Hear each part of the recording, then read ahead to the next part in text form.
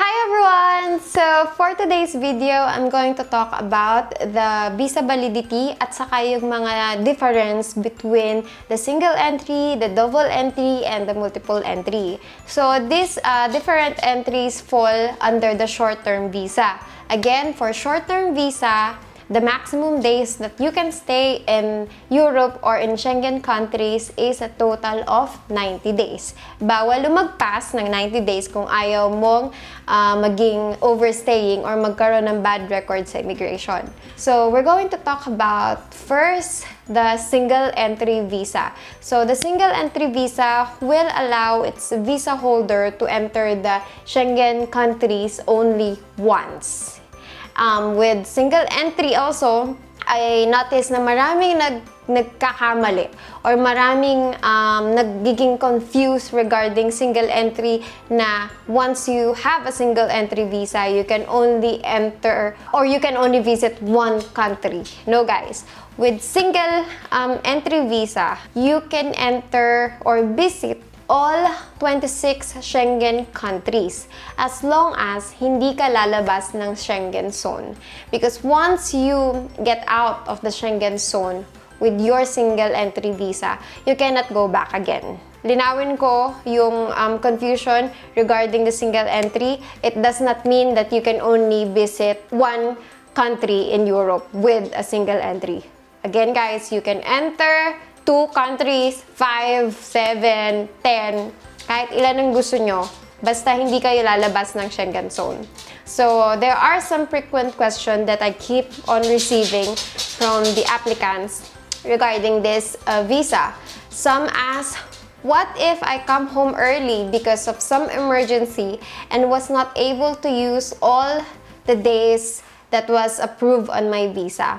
So, in case lang na mangyari to sa'yo, which we hope na hindi, example, you've been given 1 month visa in Europe.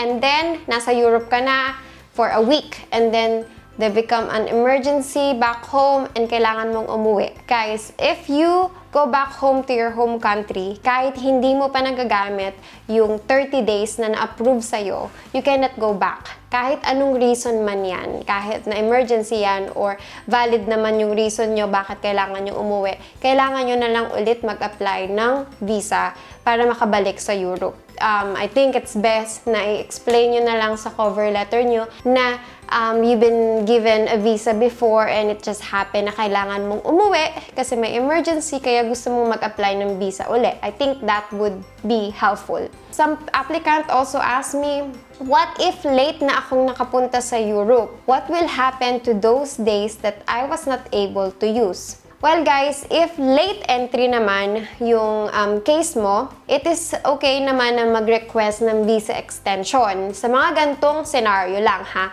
only if you have a single entry at late ka nang pumunta ng Europe. Example, ang validity ng visa mo is February 1 and then you were only able to fly to Europe February 15. Kasi meron ka pang ginawa sa Pilipinas or may mga work kang hindi natapos at kailangan mo maglaan muna ng 1 week or 2 weeks sa Pilipinas before you go to Europe. Of course, merong validity yung visa. Masasayang yung mga days na hindi mo nagamit. But with single entry, pwede kayong mag-request ng visa extension for this particular reason only.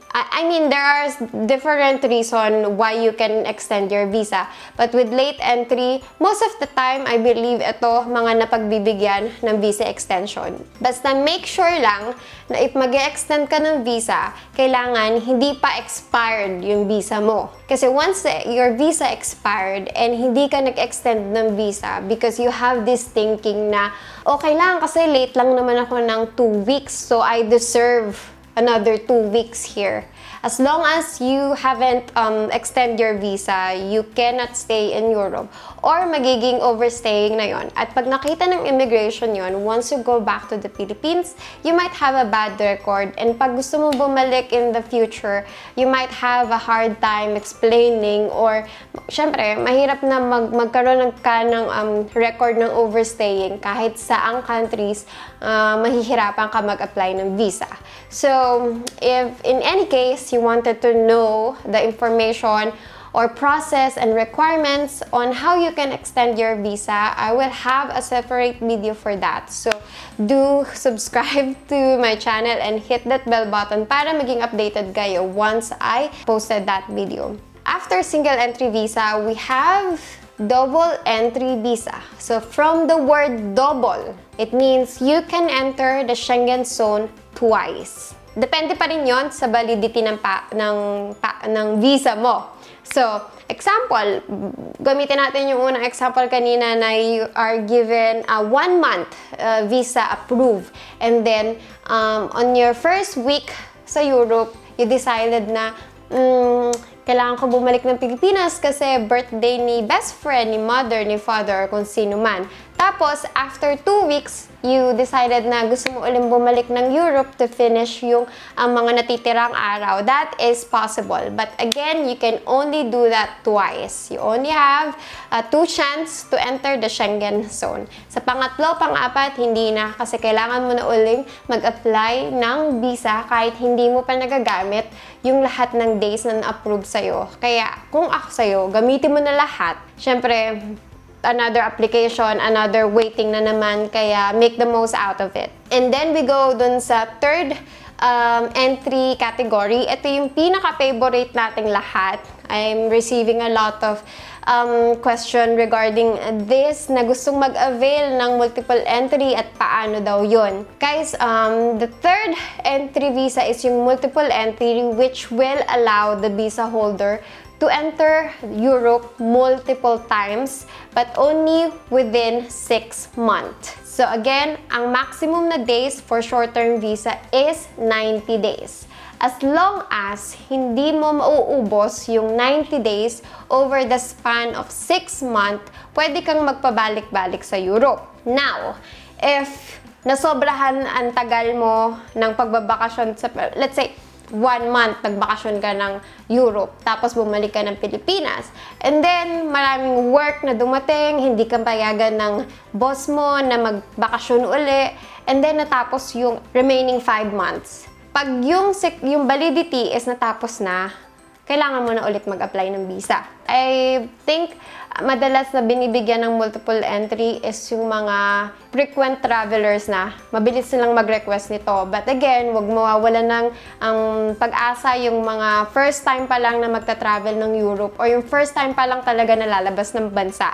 I helped some people with their visa na mga first timer lang and they were granted multiple entry. So, you can still try to request for this.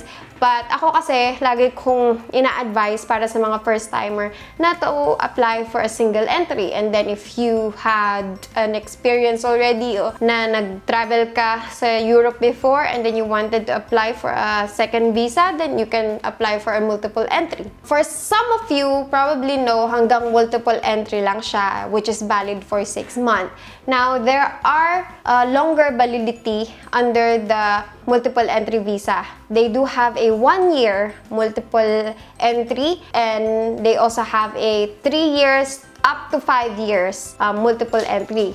We first talk dun sa 1-year multiple entry visa. Unlike ng 6 month, if you will be given a 1-year multiple entry visa, you can enter Europe multiple times for a total of 1 year, for the span of 1 year. But the maximum days that you can stay again is only 90 days. Pag nagamit mo na ang 90 days over 1 year, hindi na pwedeng bumalik sa Europe. Kailangan mo na ulit mag-apply ng another visa.